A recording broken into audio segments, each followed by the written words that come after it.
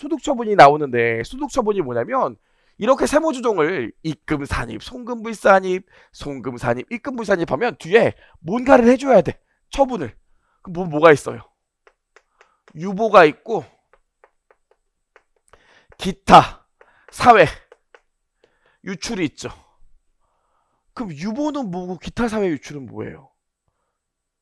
유보는 주로 자산과 부채에 대한 수익과 비용의 차이를, 자산과 부채에 대한 차이를 유보로 처리하고요. 기타 사회 유출은 수익과 비용에 대한 차이를 기타 사회 유출을 보면 되는데, 그냥 좀 예를 해볼게요. 이해를 하는 게 더 중요하니까 볼게요, 여러분. 우리 유보 항목 중에 가장 대표적인 게 뭡니까? 유보 항목 중에 가장 대표적인 게 감가상각비예요. 감가상각비. 세법상은 정액법을 인정하고 있는데 회계상은 정률법을 써야 될 때가 있다고요. 무슨 말인지 아시죠? 그럼 봐봐. 내가 100원짜리 기계장치를 취득하고요. 잔존가치는 빵이래. 근데 내용연수가 4년이라서 회계상은 만약에 정액법으로 감가상각한다고 할게요. 그럼 얘는 어떻게 돼요? 매년 감가상각비가 25, 25, 25, 25 이렇게 매년 비용 처리하면 되겠죠. 감가상각비로. 4년이라면 내용연수가. 근데 만약에 텍스는 정률법이래.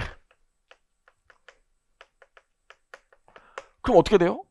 만약에 이게 얼마일까? 60 초반부터 너무 많이 잡았네. 30 여기 10 여기 빵이라고 할게요.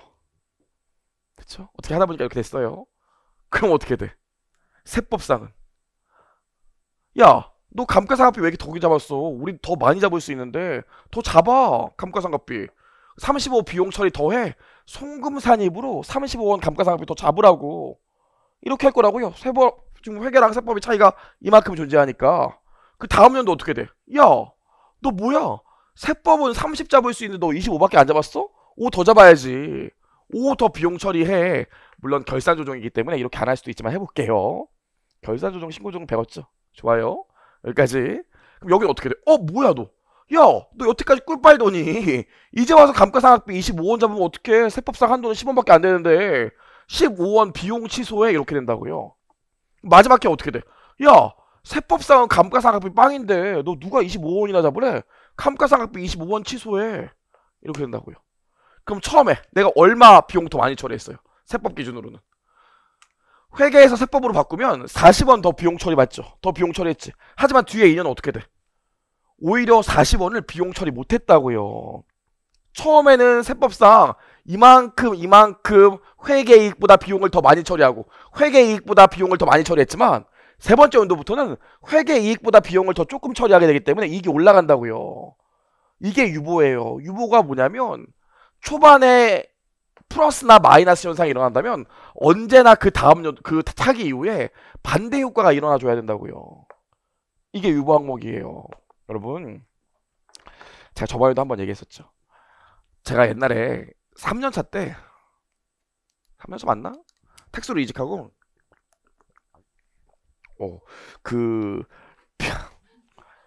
아니 맛있었어요.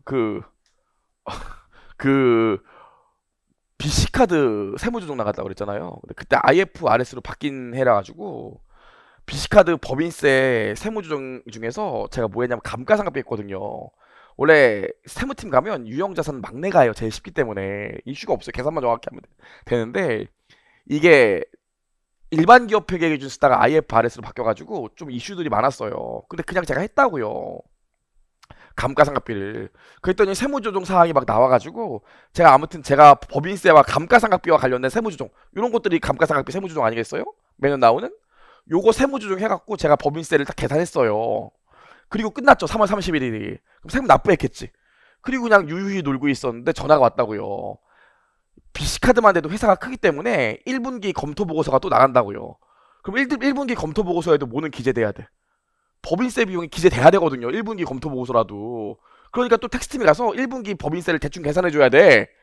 그거 1분기 하러 나간 거예요. 대충 계산해주러. 다른 팀이. 그래서 저한테 전화가 왔어요. 자기가 봤더니 감가상각비가 좀 이상하다는 거야. 다시 한 번만 계산해보래.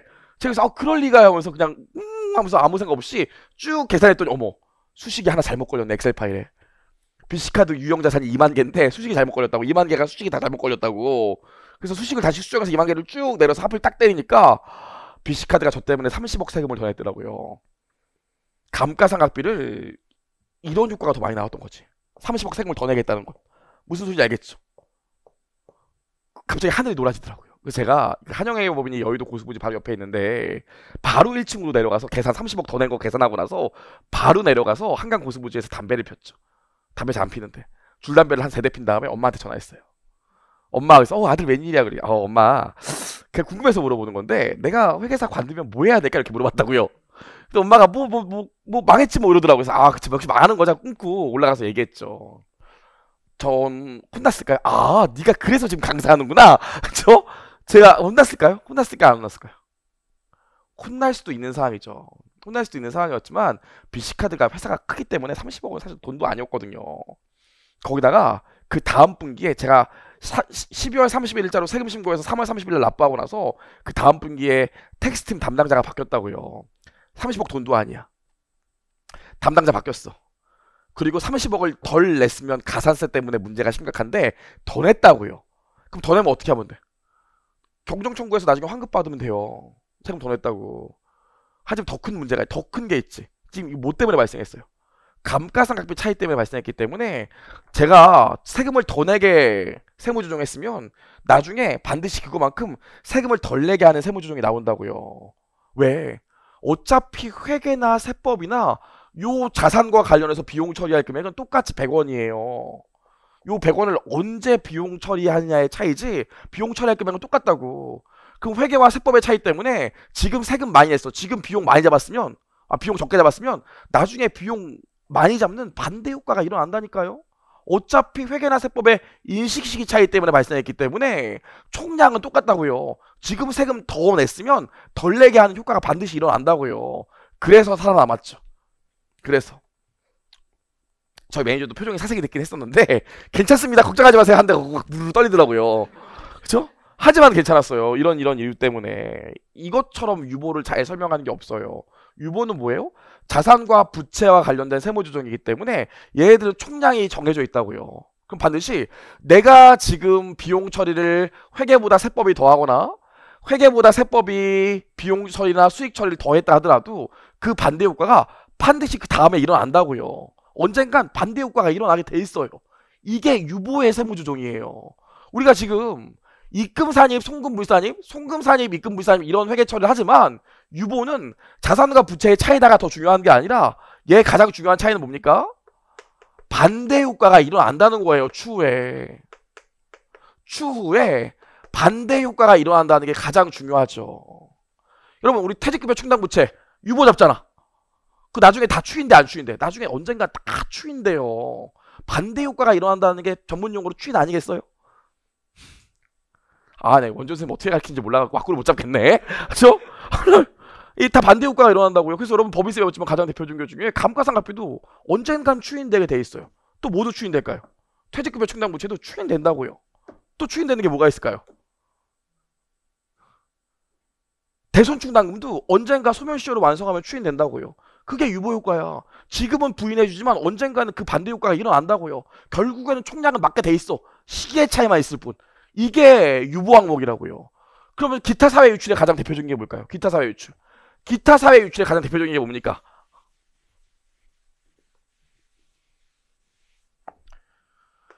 기타 사회 유출의 가장 대표적인 게 뭐예요?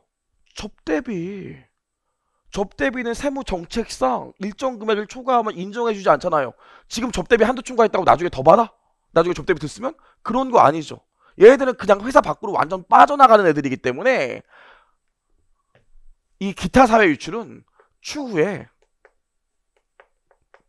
반대 효과가 일어나지 않는다고요. 요 두 개의 차이가 있어요. 따라오실 수 있겠습니까? 여기까지요. 여러분 표정이 너무 눈이 또롱또롱해서 오히려 더 불안한데? 자, 아니 다 아는 얘기잖아요. 그렇죠? 다 아는 얘기잖아요. 그렇다고요. 그래서 여러분 그 실제로 요거를 잘못한 건 좀 문제가 심각한데 요거를 잘못한 건 문제가 그렇게 심각하지 않다고요. 그래요.